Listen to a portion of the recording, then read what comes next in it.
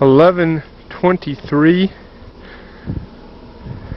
We're on Interstate 10 in the eastbound lanes.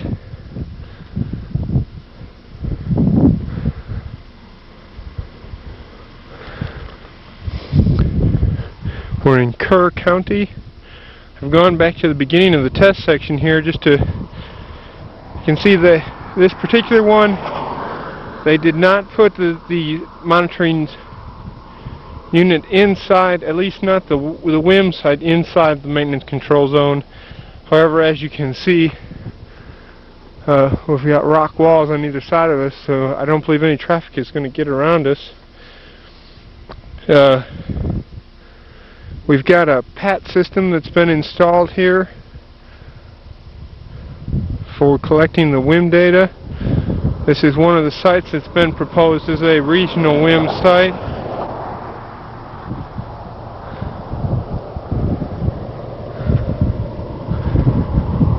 Interestingly enough, I'll walk up just a little ways to where the maintenance control zone begins, about 50 feet from the PAT system. You can see about 100 feet into the maintenance control zone there is another set of loops that was installed before they had decided to go ahead and put the PAT system out here. So we've got 2 stations out here, one for AVC and one for WIM. I believe they've since abandoned the AVC station.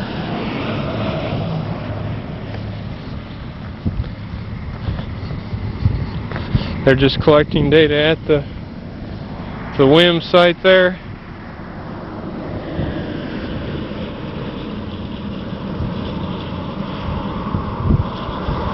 See the back of our sign. They've kind of got a short little sawed-off sign there.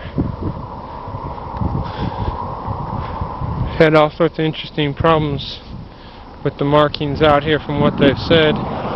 Here you can see the AVC station, as I noted earlier. This section has been slurry sealed over since I originally laid it out.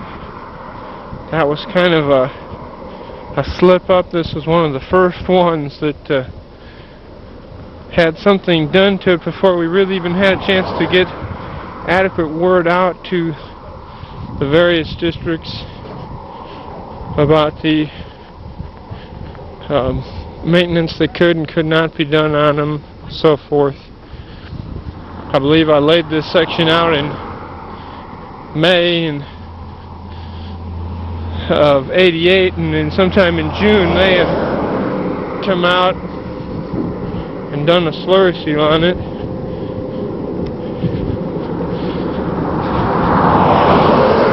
Interestingly enough, it's already exhibiting a lot of the same distresses that are just reflecting through the slurry seal.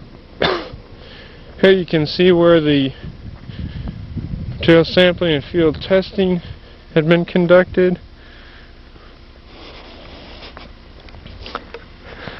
Here we have station 0. I've gone ahead and touched up the markings out on the main lane itself, but they do have fairly nice markings out here just outside the shoulder stripe. We did note that the delineators are missing, and they've gone ahead and made markings here. They're going to come back later this afternoon and put up some new delineator posts. We do have our sign out. You can see what happened to our delineator post. Looks like it got caught by one of the mower contractors. You can see, looking through here, the longitudinal cracking. Looking back,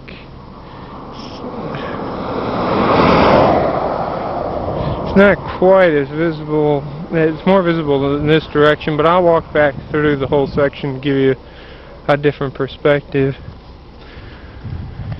You can see where quite a few of the longitudinal cracks have started to bleed fairly significantly. One of the trickier things in recording the distress on this section was trying not to be swayed too heavily by places where cracks were about to reflect through, as opposed to cracks that already have reflected through. You can see there is change in coloration in some locations, however no crack was found. It's an indication that the crack was about to reflect through, just hadn't quite made it all the way. There is a fairly significant amount of longitudinal cracking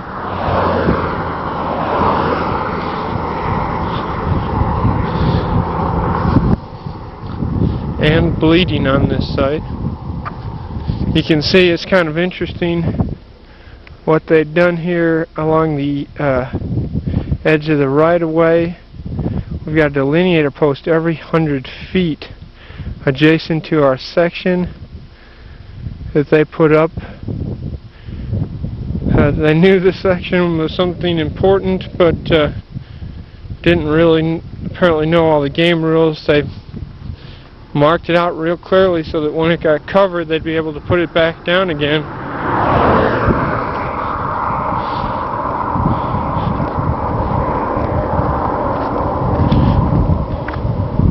And in checking where all of the spikes are in the side of the road, they did a pretty good job of getting it exactly back where it belongs.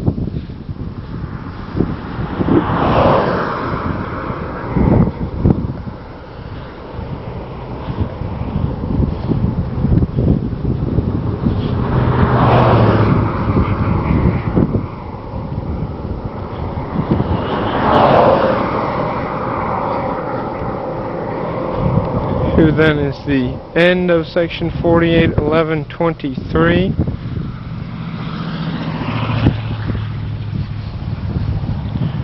See the spike there at the side of the road. We go ahead then and walk back through. We do get quite a bit of traffic out here on Interstate 10.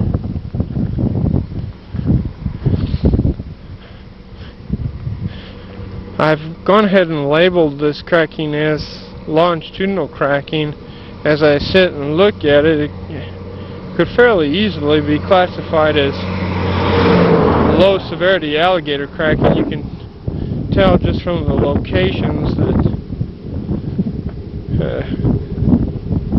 it's just the beginning of the end, so to speak.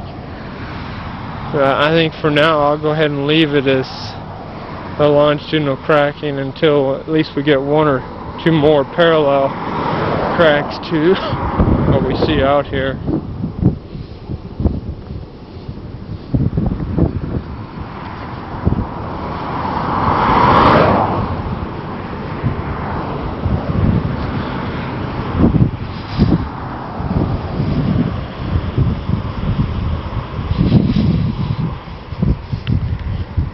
You can see that there's a little gouge from when they put down the microsurfacing. I have not included that as any type of distress or anything.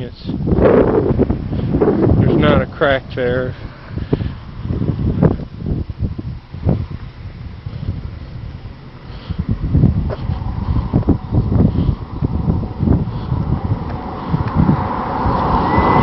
Again, you can see the discoloration I was referring to earlier, where now here the crack actually has come through, I believe, right in there, but in places it just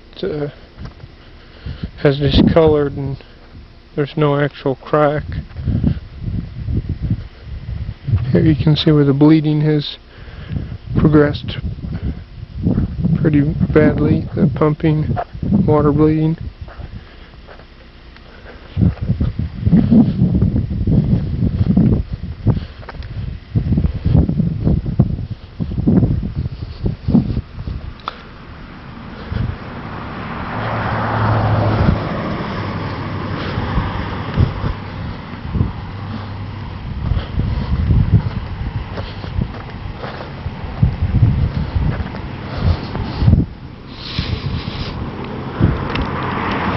Again, this is Interstate 10.